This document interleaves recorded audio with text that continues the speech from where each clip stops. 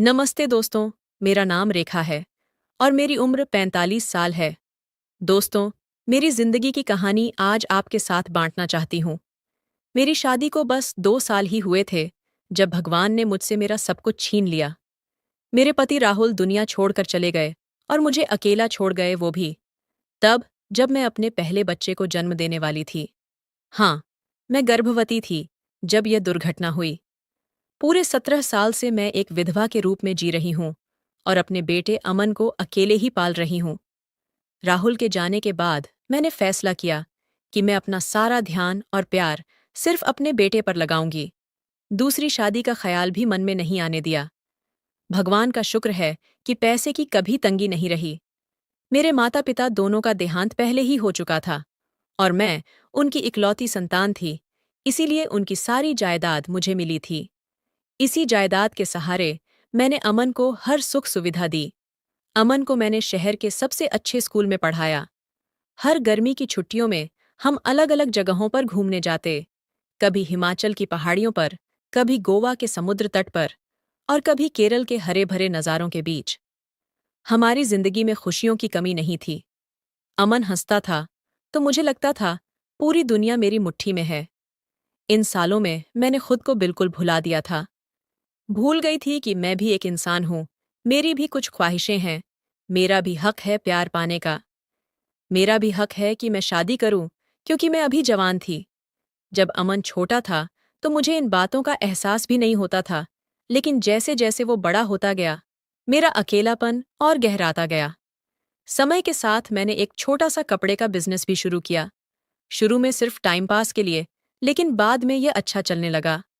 अमन भी जब बड़ा हुआ तो इस काम में मेरा हाथ बंटाने लगा। उसके साथ बिजनेस में काम करना मुझे बहुत अच्छा लगता था। अब अमन 19 साल का हो चुका है, जवान और समझदार। लेकिन पिछले कुछ महीनों से मुझे एक अजीब सा खालीपन महसूस होने लगा है। जब अमन अपने दोस्तों के साथ घूमने जाता है तो यह बड़ी हवेली खाली खाली और सुनसान लगती है। रात को अकेले बिस्तर पर लेटकर सोचती हूँ कि क्या मेरी जिंदगी में सिर्फ अमन ही सब कुछ है? क्या मुझे एक और मौका नहीं मिल सकता? पिछले कुछ दिनों से कई रिश्ते आ रहे हैं मेरे परिचितों के जरिए। एक दो तो ऐसे भी थे जिन्होंने मुझे अच्छा लगा, लेकिन मेरा डर था कि अमन इस बारे में क्या सोचेगा। आखिर उसने अपने पूरे जीवन में मुझे सिर्फ अपनी माँ के रूप में देखा है, किसी और के साथ नहीं। फिर एक दिन हिम्मत जुटाकर मैंने अमन से बात करने का फैसला किया। वो अपने कमरे में पढ़ाई कर रहा था। फिर मैंने पूछा, अमन बेटा, क्या तुम्हारे पास थोड़ा वक्त है? हाँ माँ, बोलो ना, उसने अपनी किताब से नजरें हटाते हुए कहा। मैंने गहरी सांस ली और बोली, देखो बेटा, तुम अब बड़े हो गए हो। जल्द ही तुम अपनी पढ़ाई पूरी करके अपना अलग रास्ता चुनोगे। शायद कहीं दूसरी जगह नौकरी करोगे, शादी करोगे। उसने मेरी बात काटते हुए पूछा, माँ, कहना क्या चाहती हो? मैंने हिम्मत जुटाई और कहा, बेटा, कभी कभी मुझे बहुत अकेलापन महसूस होता है। मैंने सोचा था, क्या तुम्हें बुरा लगेगा अगर मैं किसी अच्छे रिश्ते को हाँ कह दूं? मेरी बात सुनते ही अमन का चेहरा बदल गया। उसकी आंखों में एक अजीब सा डर था। वो कुछ पल तक कुछ नहीं बोला, फिर अचानक उठकर खड़ा हो गया। नहीं माँ, मैं मैं इसके लिए तैयार नहीं हूं, उसने कहा। उसकी आवाज में कंपन था। लेकिन अगर तुम चाहती हो तो तुम्हारी मर्जी, ये कहकर वो कमरे से बाहर चला गया। मैंने उसे रोकना चाहा, लेकिन वो तेजी से अपने कमरे की ओर बढ़ गया। मैं उसके पीछे गई और देखा कि वो अपने पलंग पर बैठा था। आंखों में आंसू थे। मेरा दिल टूट गया। मैंने उसके पास बैठते हुए कहा, अमन बेटा, मैं ऐसा कुछ नहीं करूंगी जिससे तुम्हें दुख हो। तुम मेरे लिए सबसे पहले हो, हमेशा। मैंने उसे अपनी बाहों में भर लिया और उसके बालों को सहलाने लगी, जैसे वो अब भी मेरा छोटा सा बच्चा हो। धीरे धीरे उसका दर्द कम हुआ। माँ, मुझे माफ कर दो, उसने अपने आंसू पोंछते हुए कहा। मैं आपको दुखी नहीं देख सकता, लेकिन मुझे वक्त चाहिए। मैंने उसके माथे पर प्यार से हाथ फेरते हुए कहा, चिंता मत करो बेटा, मैं इस बारे में और नहीं सोचूंगी। तुम्हारी खुशी ही मेरी खुशी है। थोड़ी देर बाद जब उसका मूड थोड़ा बेहतर लगा, मैंने सुझाव दिया, चलो बाहर चलते हैं, कहीं अच्छा सा खाना खाते हैं। अमन ने मुस्कुराते हुए कहा, माँ, आज मैंने अपने दोस्त विशाल के साथ बाहर जाने का प्लान बनाया है। उसकी माँ भी हमारे साथ आ रही हैं। पता है वो भी विधवा हैं और विशाल उनका इकलौता बेटा है, बिल्कुल हमारी तरह। मैंने उसकी बात सुनी और हल्की सी मुस्कान के साथ सिर हिला दिया। फिर मैंने बोला, अरे तो फिर हम सब साथ में क्यों नहीं चलते? आज का शाम हम सब मिलकर बिताएंगे। क्या ख्याल है? अमन के चेहरे पर मुस्कान आ गई। वाह माँ, ये तो बहुत अच्छा होगा। विशाल को मैंने पहले भी कई बार देखा था, जब वो अमन से मिलने हमारे घर आता था। अमन के ही उम्र का था, लेकिन उसका शरीर ज्यादा मजबूत और तंदुरुस्त लगता था। शायद इसलिए, क्योंकि वो रोज व्यायाम करता था और खेलों में रुचि रखता था। मेरा अमन तो किताबों में ही डूबा रहता था, खेल कूद से हमेशा दूर। जब हम रेस्तरां पहुंचे, तो मैं पहली बार विशाल की मां सविता से मिली। हमारे बीच आपसी तालमेल इतना अच्छा था कि लगा जैसे हम सालों से एक दूसरे को जानते हैं। उन्होंने भी अपने पति को खोया था और अपने बेटे को अकेले ही पाला था। हम दोनों की कहानियां इतनी मिलती जुलती थीं कि उस शाम पूरे वक्त हम बातें ही करते रहे। अमन, तुमने कभी बताया नहीं कि तुम्हारी माँ इतनी प्यारी है, विशाल ने खाने के बीच हंसते हुए कहा। अमन शर्मा गया और बोला, हाँ यार, मेरी माँ दुनिया की सबसे अच्छी माँ है। उस दिन के बाद हमारे परिवारों के बीच का फासला कम होता गया। अब हम अक्सर साथ में वक्त बिताते, कभी हमारे घर, कभी उनके घर। सविता और मैं इतने अच्छे दोस्त बन गए कि लोगों को लगता हम बहनें हैं। एक दिन सविता ने चाय पीते हुए पूछा, रेखा, तुमने भी मेरी तरह दोबारा शादी करने का कभी नहीं सोचा? सोचा तो था, लेकिन अमन को यह बात पसंद नहीं थी। मैंने अपना दिल खोलकर बात की। सविता ने सहमति से सिर हिलाया। विशाल भी ऐसा ही है। जब भी मैंने इस बारे में बात की, उसने साफ मना कर दिया। हम दोनों हंस पड़े यह देखकर कि हमारे बेटे कितने एक जैसे हैं। लेकिन धीरे धीरे मुझे कुछ अजीब सी चीजें नजर आने लगीं। जब भी हम सब साथ होते, मैं देखती कि विशाल की नजरें अक्सर मेरी आम और लीची की तरफ होतीं। पहले तो मैंने इस बात को नजरअंदाज किया, लेकिन फिर मुझे महसूस हुआ कि उसकी नजरें मेरे ऊपरी हिस्से पर ज्यादा टिकती थीं। मैं 45 साल की थी, लेकिन अपनी उम्र से कम ही दिखती थी और मेरा शरीर अभी भी अच्छा खासा आकर्षक था। और सिर्फ यही नहीं, मैंने यह भी गौर किया कि अमन भी सविता को उसी तरह से देखता था। वो भी सविता के खूबसूरत अंगों पर नजर गड़ाए रखता था।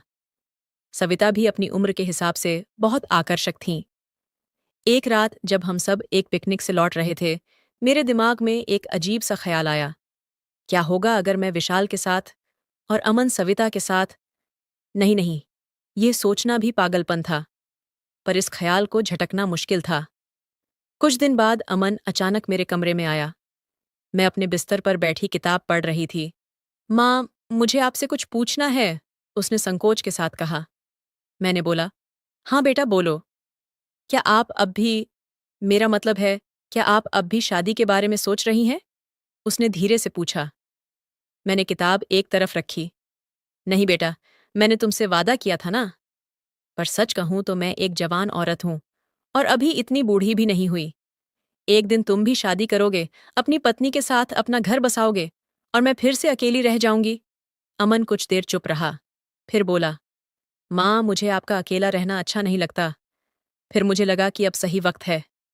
हिम्मत जुटाकर मैंने पूछा, बेटा, कल रात जब हम सब साथ डिनर कर रहे थे, मैंने देखा तुम सविता आंटी को कुछ खास नजरों से देख रहे थे। उनके, तुम्हारी नजरें। अमन अचानक हंसने लगा।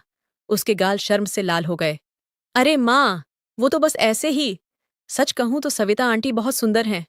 मैं उन्हें देखकर सोच रहा था कि काश। मैंने पूछा, काश क्या? मेरा दिल तेजी से धड़क रहा था। कुछ नहीं माँ, उसने शर्माते हुए कहा।